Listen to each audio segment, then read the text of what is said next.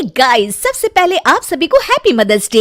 इस mother's day को और भी स्पेशल बनाइए हेलो ऐप के साथ और पार्टिसिपेट कीजिए सुपर मॉम चैलेंज में। बस पोस्ट कीजिए आपकी सुपर मॉम का फोटो एमवी फीचर के जरिए और दिखाइए सारी दुनिया को कि आपकी माँ सुपर मॉम है। तो देर किस बात की है, जाइए डाउनलोड कीजिए हेलो ऐप और शेयर करो आपकी feelings for your super mom with friends and family. दीवार पर टंगी सास। पंजाबी में कहावत है, सास चंगी होवे या ते दीवार ते टंगी होवे। संगीता की शादी भी एक ऐसे ही घर में होती है जहां उसकी सास दीवार पर टंगी होती है।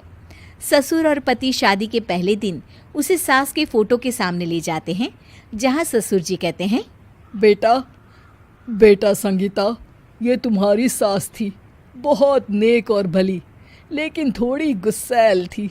गुस्सा आने पर सब तहस नहस कर देती थी, पर अब ये इस दुनिया में नहीं है।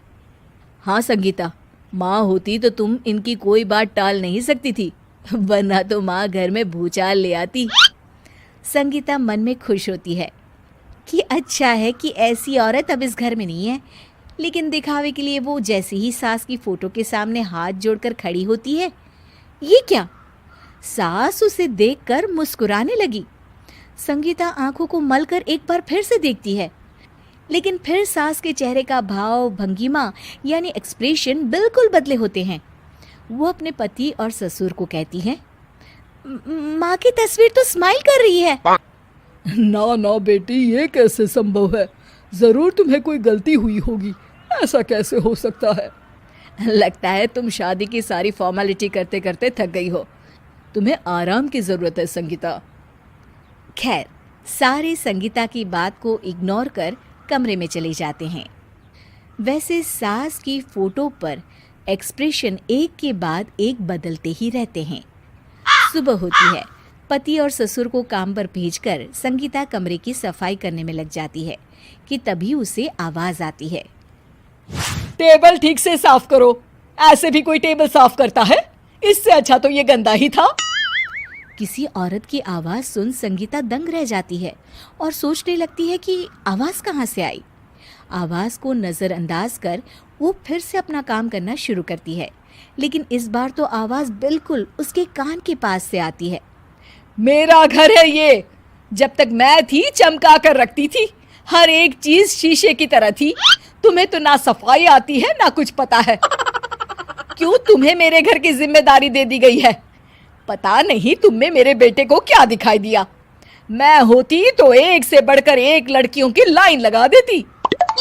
अब संगीता को समझने में देर नहीं लगी कि ये आवाज किसी और की नहीं बल्कि उसकी सास की है, जो दीवार पर टंगी है।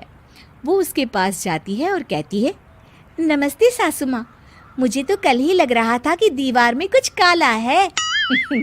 वो दीवार नहीं, दाल होती है पगली।